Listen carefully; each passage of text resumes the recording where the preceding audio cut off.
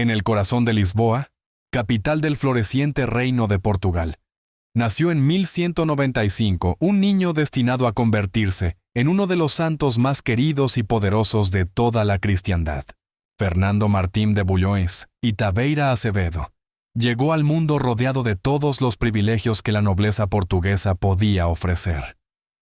Su padre, Martín de Bulhões, era un caballero de la corte real y capitán de la guardia personal del rey Sancho I de Portugal. Su madre, Teresa Taveira, descendía de una de las familias más antiguas y respetadas de Lisboa.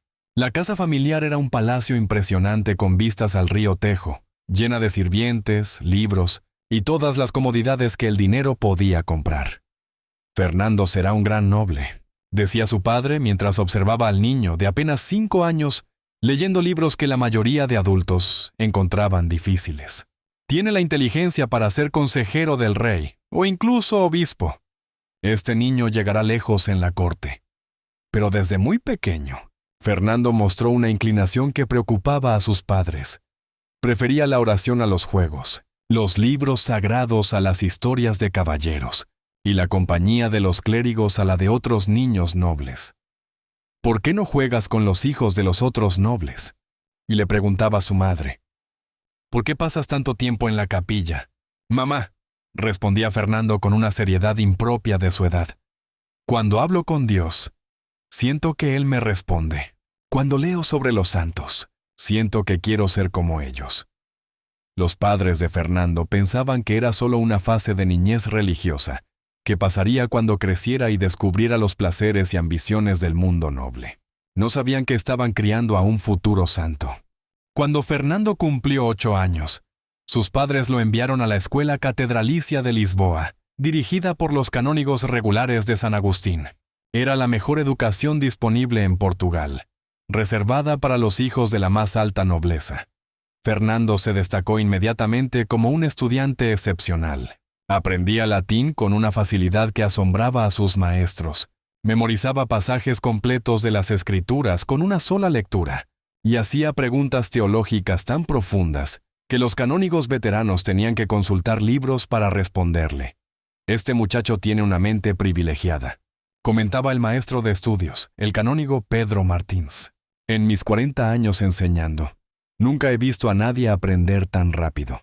Comprende conceptos que a otros les toman años entender. Pero lo que más impresionaba a sus maestros no era solo su inteligencia, sino su piedad extraordinaria. Fernando ayunaba voluntariamente, se levantaba antes del amanecer para orar y mostraba una compasión natural hacia los pobres que ocasionalmente veía en las calles de Lisboa. Maestro Pedro, le preguntó Fernando cuando tenía 12 años, ¿por qué Dios permite que algunas personas tengan tanto y otras no tengan nada? Es uno de los misterios de la providencia divina, hijo, respondió el canónigo. Pero seguramente Dios espera que los que tenemos mucho compartamos con los que no tienen nada, insistió Fernando. Ya desde esa edad temprana, el futuro San Antonio mostraba la preocupación por los pobres y marginados que caracterizaría toda su vida. Cuando Fernando tenía 15 años, y se preparaba para ingresar a la Universidad de París o Bolonia. Como correspondía a un joven de su rango social, tomó una decisión que horrorizó a toda su familia. «Padre, madre», anunció durante una cena familiar, «he decidido dedicar mi vida completamente a Dios. Quiero ser religioso». El silencio que siguió a esta declaración fue ensordecedor. Don Martín dejó caer la copa de vino que tenía en la mano, y doña Teresa se llevó las manos al corazón. «¿Religioso?», murmuró su padre. «Hijo, puedes servir a Dios siendo noble. Puedes ser un gran benefactor de la iglesia, construir monasterios, hacer donaciones. No necesitas renunciar a tu herencia y tu futuro». «Fernando», intervino su madre con lágrimas en los ojos, «eres nuestro único hijo varón. Eres el heredero de nuestros títulos, nuestras tierras, nuestra fortuna. No puedes simplemente abandonar todo eso». Pero Fernando había tomado su decisión después de meses de oración y reflexión profunda. «Padres queridos, entiendo su dolor, pero Dios me llama a seguir un camino diferente. Los títulos y las riquezas de este mundo no me interesan. Quiero ser pobre como Cristo fue pobre». La batalla familiar duró meses. Los padres trajeron consejeros, nobles influyentes, e incluso el obispo de Lisboa para convencer a Fernando de que abandonara su vocación religiosa. Pero el joven mantuvo su determinación con una firmeza que sorprendía a todos. «Si Dios me está llamando», decía Fernando, «¿quién soy yo para decirle que no?». Finalmente, vencidos por la persistencia de su hijo, los padres de Fernando accedieron a su petición con la condición de que se uniera a los canónigos regulares de Santa Cruz en Coimbra, una orden religiosa respetable, que no implicaba la pobreza extrema de otras órdenes mendicantes. En 1210, a los 15 años, Fernando ingresó al monasterio de Santa Cruz en Coimbra. Cambió sus ropas de seda y terciopelo por el hábito negro de los canónigos agustinos, dejó atrás su palacio familiar y abrazó una vida de oración, estudio y servicio. Los primeros meses fueron los más difíciles de su vida. Fernando, acostumbrado a ser servido por criados, ahora tenía que hacer su propia cama, limpiar los pisos del monasterio, trabajar en la cocina y realizar todas las tareas humildes que formaban parte de la vida religiosa. «Hermano Fernando», le decía el maestro de novicios, «veo que te cuesta acostumbrarte a la vida austera. ¿Te arrepientes de tu decisión?». «No, padre», respondía Fernando mientras fregaba los platos de la cena. «Solo estoy aprendiendo lo que significa servir en lugar de ser servido. Creo que es una lección que necesitaba aprender». Pero había algo más difícil que la pobreza material. Fernando se dio cuenta de que muchos de los canónigos de Santa Cruz habían perdido el fervor religioso y vivían cómodamente, más preocupados por la política del monasterio que por la oración y la santidad. «¿Para esto dejé el mundo?», se preguntaba Fernando durante las largas horas de oración nocturna. «Para vivir una vida religiosa mediocre». Dios tenía planes más grandes para él.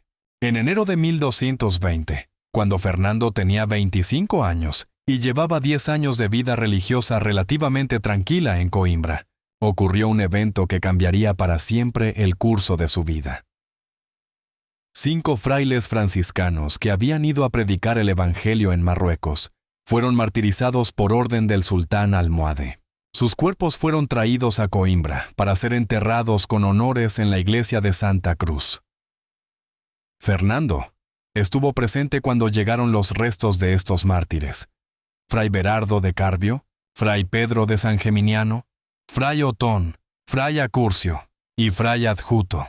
Eran hombres jóvenes como él, que habían abandonado todo por seguir a Cristo y habían dado sus vidas por predicar el Evangelio. «Miren», murmuró Fernando mientras contemplaba los cuerpos de los mártires. «Estos hombres encontraron lo que yo he estado buscando. Una manera de seguir a Cristo completamente, sin compromisos, sin comodidades, sin medias tintas». Esa noche, Fernando no pudo dormir. Caminó por los claustros del monasterio, orando y reflexionando sobre lo que había visto. Los 5 franciscanos habían vivido en pobreza radical, habían predicado con valentía y habían muerto por su fe. Su sangre había sellado su testimonio de una manera que las palabras nunca podrían hacer. «Señor», oró Fernando arrodillado ante el crucifijo de la capilla, «estos hermanos franciscanos han mostrado un camino que no sabía que existía. ¿Es este el camino que tú quieres que yo siga?». En su corazón, Fernando sintió una certeza que no había experimentado desde su primera llamada religiosa. Dios lo estaba invitando a una vida aún más radical de pobreza, predicación y posible martirio. En enero de 1220, cuando Fernando tenía 25 años y llevaba 10 años de vida religiosa relativamente tranquila en Coimbra, ocurrió un evento que cambiaría para siempre el curso de su vida. 5 frailes franciscanos que habían ido a predicar el Evangelio en Marruecos fueron martirizados por orden del sultán almohade. Sus cuerpos fueron traídos a Coimbra para ser enterrados con honores en la iglesia de Santa Cruz. Fernando estuvo presente cuando llegaron los restos de estos mártires. Fray Berardo de Carbio, Fray Pedro de San Geminiano, Fray Otón, Fray Acurcio y Fray Adjuto. Eran hombres jóvenes como él, que habían abandonado todo por seguir a Cristo y habían dado sus vidas por predicar el Evangelio. «Miren», murmuró Fernando mientras contemplaba los cuerpos de los mártires. Estos hombres encontraron lo que yo he estado buscando. Una manera de seguir a Cristo completamente, sin compromisos, sin comodidades, sin medias tintas. Esa noche Fernando no pudo dormir. Caminó por los claustros del monasterio, orando y reflexionando sobre lo que había visto. Los 5 franciscanos habían vivido en pobreza radical, habían predicado con valentía y habían muerto por su fe. Su sangre había sellado su testimonio de una manera que las palabras nunca podrían hacer. Señor, oró Fernando arrodillado ante el crucifijo de la capilla. Estos hermanos franciscanos han mostrado un camino que no sabía que existía. ¿Es este el camino que tú quieres que yo siga? En su corazón, Fernando sintió una certeza que no había experimentado desde su primera llamada religiosa. Dios lo estaba invitando a una vida aún más radical de pobreza, predicación y posible martirio. Después de meses de negociaciones, súplicas y finalmente una intervención directa de los franciscanos con las autoridades eclesiásticas, Fernando obtuvo el permiso para cambiar de orden religiosa. El día en que se despojó del hábito negro de los canónigos agustinos y se vistió con el burdo, hábito marrón de los franciscanos, fue como un segundo nacimiento espiritual. Hermano, le dijo el superior franciscano mientras le entregaba la cuerda que serviría como cinturón. Al unirte a nosotros, dejas atrás no solo tu antigua orden, sino también tu antiguo nombre. Ya no serás Fernando de Buloes, serás el hermano Antonio, en honor a San Antonio Abad, el gran ermitaño del desierto. Hermano Antonio, repitió el recién convertido franciscano saboreando las palabras. Me gusta. Es un nombre que habla de soledad con Dios, de oración en el desierto, de búsqueda de la perfección. No sabía que ese nombre se convertiría en uno de los más venerados en toda la historia del cristianismo, invocado millones de veces cada día por personas de todo el mundo que buscan cosas perdidas, necesitan milagros urgentes, o simplemente quieren la intercesión de un santo que entiende las necesidades humanas más básicas. Antonio de Padua había nacido. Fernando de Bullois había muerto al mundo para siempre.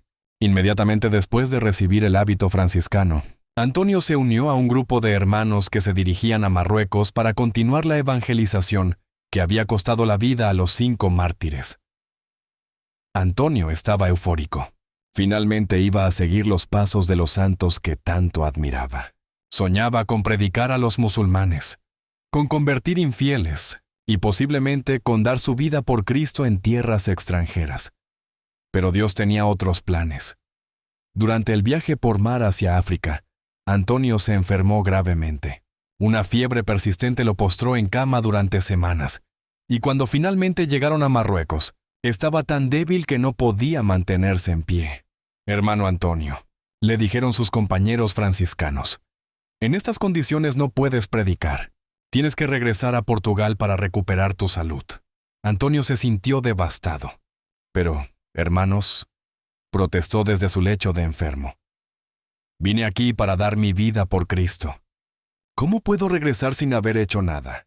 A veces, le respondió el superior de la misión, Dios nos llama a un lugar no para hacer lo que nosotros queremos, sino para prepararnos para lo que Él quiere que hagamos. Antonio no entendía estas palabras en ese momento, pero pronto descubriría que su fracaso en Marruecos era en realidad el primer paso hacia su verdadera misión en la vida.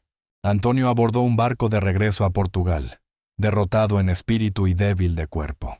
Se sentía como un fracaso total. Había abandonado una vida cómoda en Coimbra. Había decepcionado a su familia, había cambiado de orden religiosa y no había logrado nada en Marruecos excepto enfermarse. Pero durante el viaje de regreso, el barco fue atrapado por una tormenta terrible que duró varios días. Los vientos fueron tan violentos que desviaron completamente la embarcación de su curso original.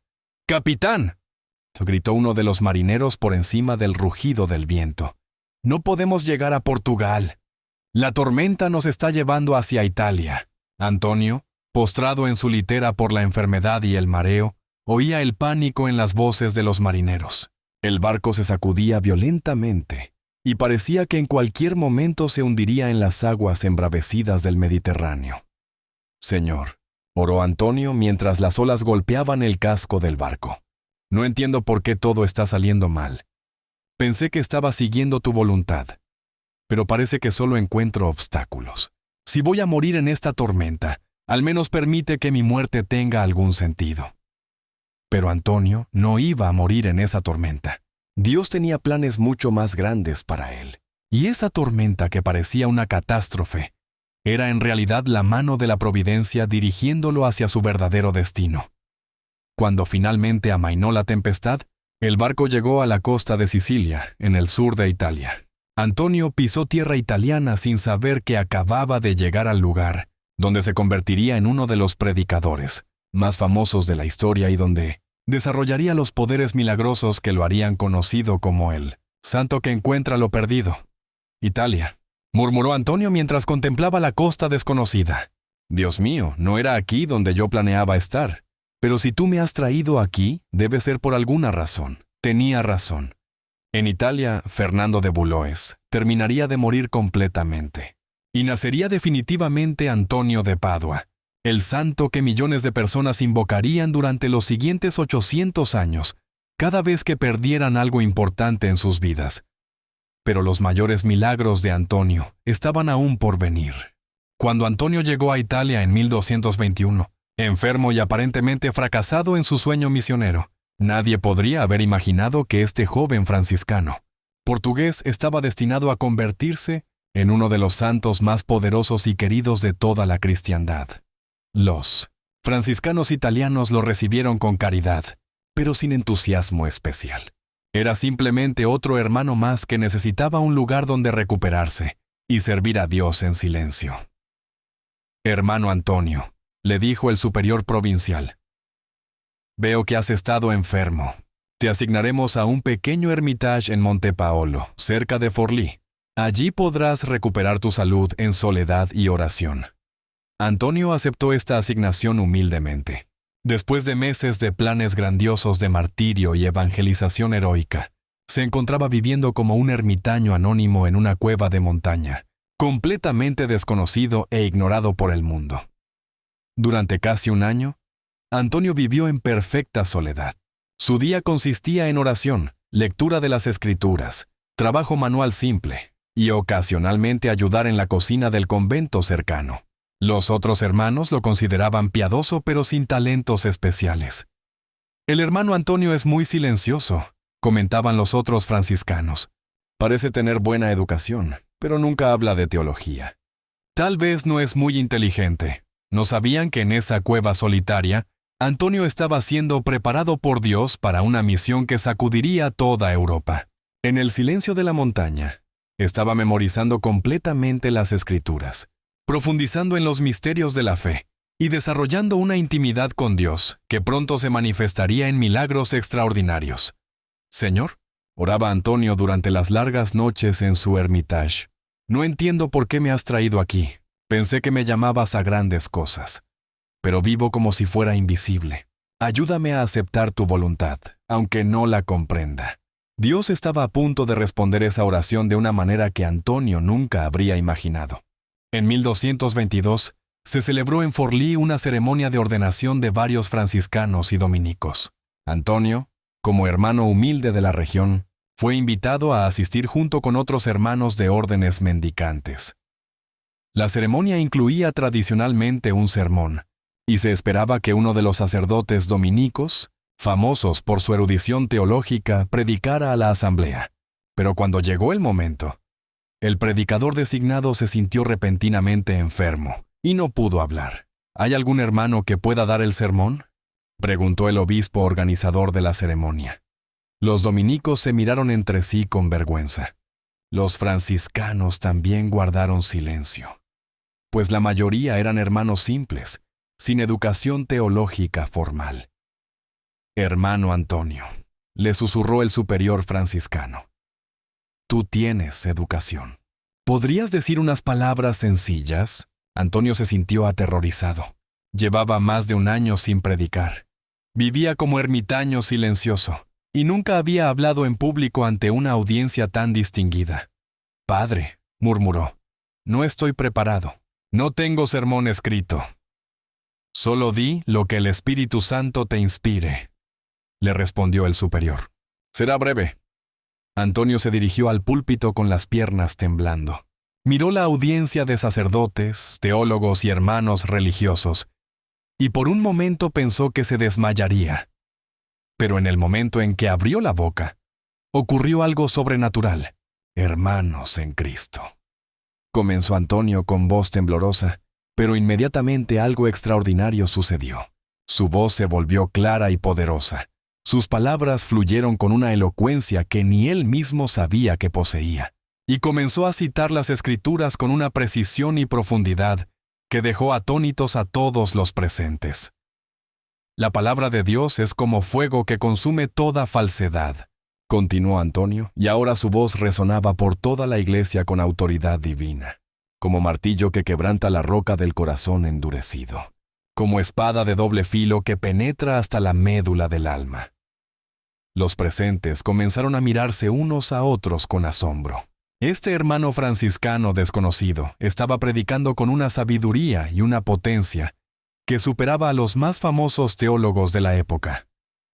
Antonio continuó durante casi una hora, citando perfectamente pasajes de toda la Biblia, explicando misterios teológicos complejos con claridad cristalina, y aplicando las enseñanzas sagradas a la vida práctica con ejemplos que tocaban el corazón de cada oyente. Nunca he escuchado nada igual, murmuró un doctor en teología dominico. Este hermano habla como si hubiera memorizado toda la Escritura y la hubiera meditado durante décadas. Habla como los apóstoles en Pentecostés, añadió un obispo. Hay algo sobrenatural en su elocuencia. Cuando Antonio terminó su sermón, el silencio en la iglesia era total. Luego, estalló un aplauso espontáneo que duró varios minutos. Antonio bajó del púlpito completamente conmocionado. Él mismo no podía creer lo que había salido de su boca. «Señor», oró en silencio, «¿qué ha sido esto? Yo no sabía que podía hablar así». En ese momento, el ermitaño anónimo había muerto, y había nacido Antonio de Padua, el predicador más famoso de su época. La noticia del sermón milagroso de Forlì se extendió por toda Italia como fuego en paja seca. En cuestión de semanas, Antonio comenzó a recibir invitaciones para predicar en ciudades de toda la península. Su primera gran prédica pública fue en Rímini, una ciudad conocida por sus numerosos herejes que negaban la presencia real de Cristo en la Eucaristía. Cuando Antonio llegó, encontró que los herejes habían organizado debates públicos para humillar a los predicadores católicos. «Hermano Antonio», le dijeron los fieles católicos de Rímini, «ten cuidado. Estos herejes son muy astutos con las palabras. Han derrotado en debate a muchos sacerdotes doctos». Pero cuando Antonio comenzó a predicar, algo extraordinario sucedió nuevamente. No solo sus palabras tenían una lógica irrefutable y una belleza poética incomparable, sino que su voz llegaba claramente a miles de personas al mismo tiempo, incluso en espacios abiertos donde normalmente sería imposible escuchar a un predicador. «Es un milagro», y gritaban las personas en la multitud. Podemos escucharlo perfectamente aunque estemos a cientos de metros de distancia. Los herejes que habían venido a burlarse se encontraron llorando y pidiendo perdón por sus errores. Los pecadores públicos se arrodillaban en medio de la plaza pidiendo confesión. Los enfermos afirmaban sentirse curados solo con escuchar su voz. Antonio se dio cuenta de que Dios le había concedido un don sobrenatural de predicación que iba mucho más allá de la elocuencia humana normal. Mientras Antonio predicaba por las ciudades de Italia, comenzó a ocurrir algo que lo convertiría en el santo más invocado para las necesidades cotidianas. La gente empezó a acudir a él cuando perdían objetos importantes. El primer caso documentado fue en Padua, donde una viuda pobre llamada Lucía había perdido el único objeto de valor que poseía, un anillo de bodas que pensaba vender para comprar comida para sus hijos. «Padre Antonio», le suplicó la mujer después de una de sus predicaciones, «he perdido mi anillo. Es lo único que me queda de mi esposo muerto. Sin él, mis hijos pasarán hambre. ¿Podría orar para que lo encuentre?» Antonio se sintió conmovido por la desesperación de la mujer. «Hermana», le dijo, «oremos juntos a Dios, que conoce dónde está cada cosa en su creación». Después de orar brevemente, Antonio le dijo: «Ve a tu casa y busca en el jardín, debajo de la higuera que está junto a la ventana de la cocina». La mujer siguió exactamente las indicaciones de Antonio y encontró el anillo enterrado en la tierra, exactamente donde él había dicho. La noticia se extendió rápidamente, y pronto personas de toda Italia venían a pedirle a Antonio que orara por sus objetos perdidos, y milagrosamente, casi siempre los encontraban siguiendo sus indicaciones. Uno de los milagros más famosos de Antonio ocurrió en Rímini, cuando los herejes de la ciudad se negaron rotundamente a escuchar sus sermones y comenzaron a sabotear sus predicaciones. «Si no quieren escuchar la palabra de Dios», decidió Antonio, «la predicaré a quienes sí quieran oírla». Se dirigió a la orilla del mar y comenzó a predicar dirigiéndose a las aguas. «Peces del mar y del río», gritó con voz potente, «ya que los hombres rechazan la palabra de Dios, vengan ustedes a escuchar la enseñanza de su Creador». Lo que sucedió a continuación dejó atónitos a todos los testigos. Miles de peces de diferentes tamaños comenzaron a acercarse a la orilla, sacando sus cabezas fuera del agua y manteniéndose inmóviles mientras Antonio predicaba. Los peces pequeños se colocaron en primera fila, los medianos detrás y los grandes al fondo, como si hubieran organizado una audiencia perfecta. Permanecieron así durante toda la predicación, y solo se marcharon cuando Antonio les dio la bendición final. Los herejes que presenciaron este milagro se sintieron avergonzados de que los peces mostraran más respeto a la palabra de Dios que ellos.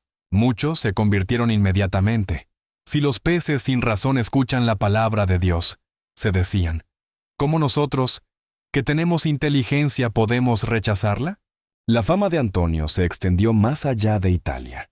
Fue invitado a predicar en Francia, donde sus sermones atrajeron multitudes aún mayores. En París, tuvo que predicar en campos abiertos porque ninguna iglesia era lo suficientemente grande para contener a la gente que venía a escucharlo. «He venido desde Alemania para oír a este santo predicador, Mantoux», decían algunos peregrinos. «Dicen que cuando habla es como si el mismo Jesucristo estuviera hablando». En Toulouse, una ciudad plagada de herejías, Antonio predicó durante semanas, convirtiendo a miles de herejes albigenses. Su método no era la confrontación agresiva, sino la explicación clara y amorosa de la verdad católica. «Hermanos», les decía a los herejes, «no vengo a condenarlos, sino a mostrarles el amor de Dios que quiere salvar a todos los hombres». Durante estos años de predicación intensa, Antonio desarrolló aún más su don sobrenatural para encontrar cosas perdidas. Ya no eran solo objetos materiales, sino también personas perdidas espiritualmente, vocaciones extraviadas, matrimonios rotos y esperanza perdida. «San Antonio», comenzaron a decir las personas, «encuentra todo lo que se pierde: objetos, personas, fe, esperanza y amor». Uno de los milagros más impactantes de Antonio ocurrió en Padua con un usurero famoso por su avaricia. El hombre había muerto repentinamente, y Antonio predicó en su funeral sobre las palabras de Jesús. «Donde está tu tesoro, allí estará también tu corazón». Si quieren saber dónde estaba realmente el corazón de este hombre, declaró Antonio ante la multitud, no lo busquen en su pecho, búsquenlo en su cofre del tesoro. Algunas personas, movidas por la curiosidad, fueron efectivamente al cofre donde el usurero guardaba su oro. Cuando lo abrieron, encontraron, junto a las monedas, un corazón humano que aún palpitaba. Regresaron al cuerpo del muerto y descubrieron que efectivamente no tenía corazón en el pecho. Este milagro impresionó tanto a los presentes que muchos, avaros de la ciudad, distribuyeron inmediatamente sus riquezas entre los pobres. «Sí, donde está mi tesoro está mi corazón», se decían. «Quiero que mi tesoro esté en el cielo». Después de años de predicación intensa por toda Europa, la salud de Antonio comenzó a deteriorarse rápidamente. Tenía apenas 30 años, pero su cuerpo estaba agotado por los viajes constantes, los ayunos prolongados y el esfuerzo sobrehumano de sus predicaciones. En 1231, Antonio se retiró a un pequeño convento cerca de Padua para descansar y recuperarse. Pero incluso en su enfermedad, Continuaba atendiendo a las personas que venían a pedirle ayuda para encontrar objetos perdidos o resolver problemas aparentemente imposibles. Padre Antonio, le decía a la gente que venía a verlo, ore por nosotros para que encontremos lo que hemos perdido. Antonio sonreía débilmente y respondía, hermanos, yo también he perdido muchas cosas, mi salud, mi fuerza, mi juventud, pero he encontrado algo mucho más valioso, la cercanía de Dios. Oren para que cuando me llegue la hora de partir, no pierda lo único que realmente importa, mi alma. El 13 de junio de 1231, Antonio murió en Arsella, cerca de Padua. Tenía apenas 32 años, pero había logrado más en su corta vida que muchos santos en décadas de servicio. Sus últimas palabras fueron, «Veo a mi Señor Jesús que me recibe». Inmediatamente después de su muerte, comenzaron a reportarse milagros extraordinarios en su tumba. Los enfermos sanaban con solo tocar su sepulcro. Los objetos perdidos aparecían cuando alguien invocaba su intercesión, y las situaciones imposibles se resolvían milagrosamente. La devoción a Antonio se extendió tan rápidamente que apenas un año después de su muerte, en 1232, el Papa Gregorio IX lo canonizó oficialmente, convirtiéndolo en uno de los santos canonizados más rápidamente en la historia de la Iglesia. Este hombre, declaró el Papa, fue verdaderamente un arca del testamento y un depósito de las sagradas escrituras. 800 años después de su muerte, San Antonio de Padua sigue siendo uno de los santos más invocados en todo el mundo. Millones de personas rezan diariamente la famosa oración. San Antonio bendito, que en el cielo estás, algo se me ha perdido, ayúdamelo a encontrar. Su intercesión no se limita a objetos materiales perdidos. Las personas le piden ayuda para encontrar trabajo perdido o empleo ideal, amor perdido o pareja perfecta, salud perdida o curación milagrosa, paz perdida en conflictos familiares, fe perdida en momentos de duda, esperanza perdida en situaciones desesperadas, vocación perdida o propósito en la vida. Los testimonios modernos son innumerables. Perdí mi anillo de bodas y oré a San Antonio. Lo encontré en un lugar donde ya había buscado 100 veces. Estaba desempleado desde hacía meses. Recé a San Antonio y al día siguiente me llamaron para una entrevista que terminó en trabajo. Mi hijo se había alejado de la fe. Oré a San Antonio durante años y finalmente regresó a la iglesia. Antonio de Padua enseña que Dios se preocupa por todos los aspectos de nuestra vida, desde los más sagrados hasta los más mundanos. Su mensaje es revolucionario en su simplicidad. No hay nada demasiado pequeño para merecer la atención divina.